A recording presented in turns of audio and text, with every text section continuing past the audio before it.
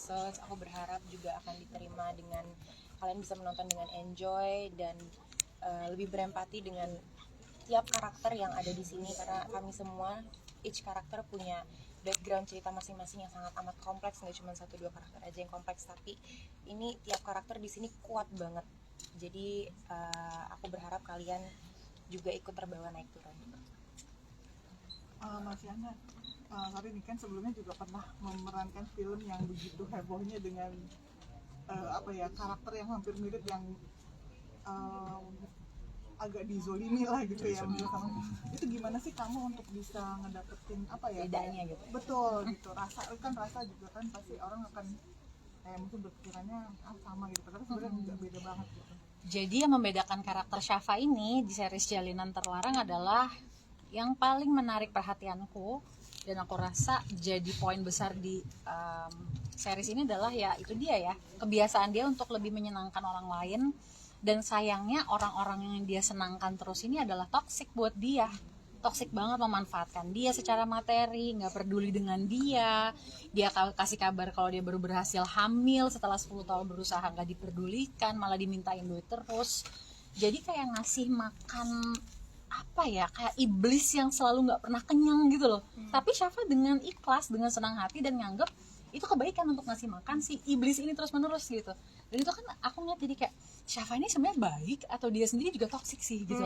Nah itu tuh gimana aku memerankannya, karena itu juga aku gregetan sih sebenarnya dengan karakter Syafa ini. Kalau mau sih dia kayak gini terus nih, ngalamin ini itu dan sebagainya. Jadi itu jujur challenging buat aku pribadi sih, karena aku nggak mau banget jadi kayak Syafa gitu.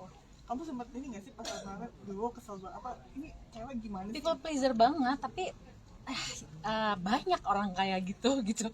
Kalau di sekitarku sih ya, di sekitarku dan di negeri ini ya banyak banget orang yang gak enakan sama orang lain. Lebih mendingan orang lain happy deh, gue aja yang sedih, gue aja yang sengsara, dan itu dipendam sendiri.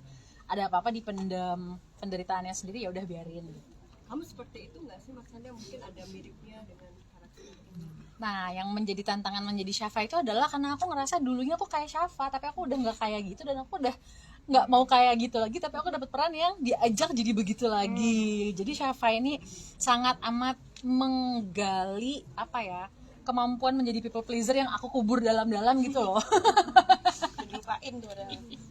Tapi Maria sendiri bermain dengan para aktor yang luar biasa ini kan, maksudnya kamu bilang tadi dari kecil nonton, sekarang main bareng, mungkin seperti apa nih bonding kamu, chemistry kamu pada Aku tuh seneng banget pastinya, karena aku emang dari kecil nontonin Kak Caca sama Kak Dimas. Kayak aku selalu lihat mereka di TV, di layar lebar. Jadi kayak pertama kali dikasih tahu pemainnya deg-degan banget, tapi ya puji Tuhannya mereka berdua such a kakak figure. Jadi aku nggak merasa ke pressure atau apapun, kayak they're just being them and I like them. Yeah.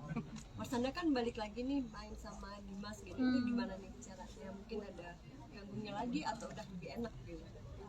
Karena udah lama nggak ketemu juga ya, udah syuting sama Dimas Anggara yang terakhir itu kayaknya ada deh setahunan gitu aku nggak ketemu langsung, interaksi.